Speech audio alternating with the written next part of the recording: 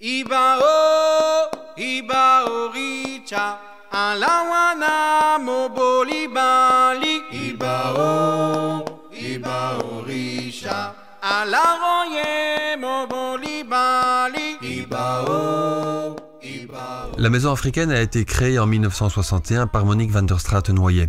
L'objectif de la maison a toujours été l'accueil et l'hébergement des étudiants africains depuis 1961, donc depuis plus ou moins 50 ans. À côté de cet accueil et de cet hébergement, il y a différents projets périphériques qui se sont développés au cours des années. Je pense entre autres et principalement aux projets de coopération au développement dans le but aujourd'hui de renforcer, de favoriser le retour des étudiants dans leur pays d'origine. Je pense aussi aux projets de sensibilisation culturelle. L'idée du projet est de favoriser les relations culturelle et la sensibilisation aux relations nord-sud, et je pense principalement au projet d'intégration sociale. Il y a clairement à la Maison africaine une volonté de favoriser l'intégration sociale des étudiants sur le terreau bruxellois et sur le terreau ixellois en particulier, pour leur permettre de parcourir les études dans le meilleur confort possible et leur permettre d'arriver au terme de leurs études le plus rapidement possible et de rentrer enfin au pays. La boucle est bouclée de cette manière. Je pense qu'à côté de l'aspect logement, il faut garder, voire développer cet aspect accueil des étudiants. C'est fondamental que les étudiants qui arrivent pour la première fois en Belgique se sentent bien en Belgique dès qu'ils arrivent, dès qu'ils mettent le premier pied sur le territoire.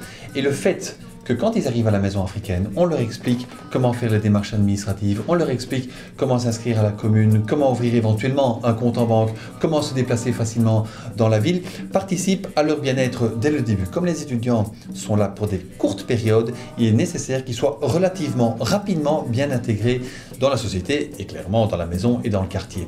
Donc cet aspect accueil des étudiants doit être valorisé si on veut ne pas faire du logement, excusez-moi le terme, du logement primaire. Nous essayons d'abord d'accueillir ces personnes qui pour la première fois arrivent dans notre pays avec le sourire, et nous essayons aussi de leur faciliter les premières journées passées dans le pays, notamment en faisant les démarches à la commune, en leur fournissant un peu de vêtements chauds et de vaisselle, en attendant qu'ils puissent faire ces achats eux-mêmes.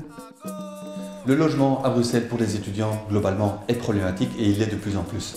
Alors, on imagine volontiers que pour un étudiant africain, peu importe où ce soit, Nord, Afrique du Nord, Afrique de l'Est, de l'Ouest ou Kinshasa, qu'on connaît mieux en Belgique, que l'arrivée à Bruxelles et la recherche d'un logement est la plus grande priorité et elle est difficile.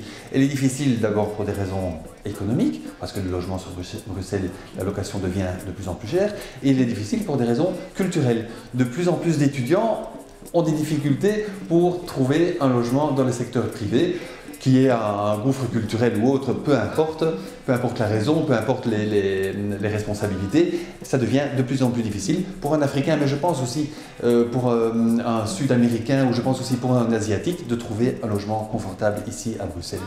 Ici à la Maison africaine, on offre des logements à très bon rapport qualité-prix, en plein centre de Bruxelles, tout près des universités, donc il y a vraiment un atout, un vrai avantage à loger à la Maison africaine pour les étudiants qui se retrouvent dans une maison qui est 100% africaine, mais qui est ouverte au quartier, qui est ouverte à la ville et donc qui n'est pas du tout un ghetto.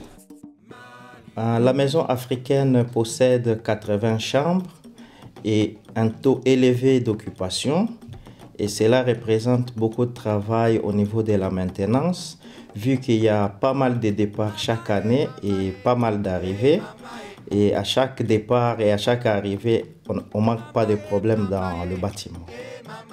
Le service social de la Maison africaine sert de courroie de transmission entre des étudiants, finalistes ou étudiants d'avant-dernière année, et des organismes qui délivrent des subsides, tels que le service pour étudiants et stagiaires étrangers et le comité national d'accueil.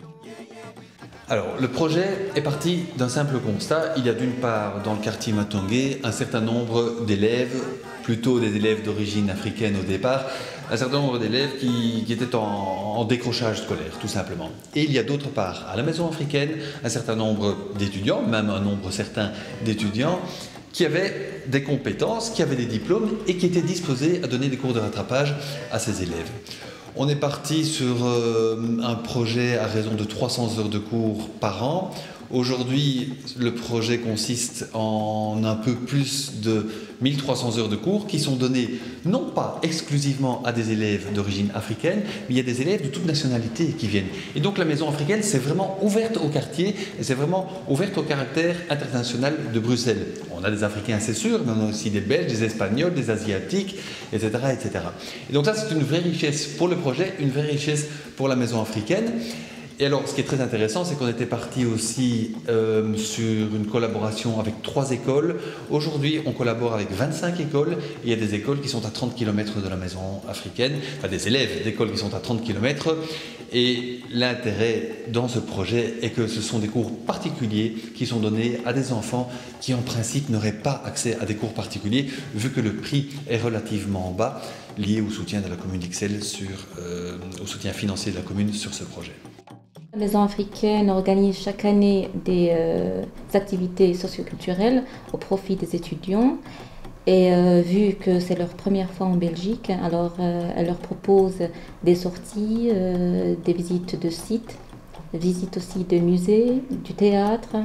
Ça va enrichir en quelque sorte leur séjour et ça va leur permettre d'avoir une image très positive de la Belgique. L'un des soucis des médias aujourd'hui, c'est qu'ils montrent une Afrique malade, militarisée, paupérisée, etc., etc. Tout ce qu'on voit tous les jours.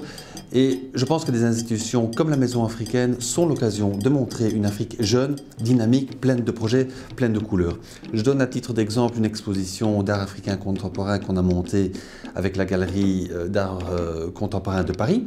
Et c'était une exposition pleine de couleurs, pleine de dynamisme avec des artistes africains avant-gardistes. On n'a pas l'habitude de voir cette Afrique avant-gardiste, on a l'habitude de cette Afrique qui est à la traîne du reste du monde. Or, il y a des éléments et des institutions en Afrique qui sont vraiment à l'avant de la scène.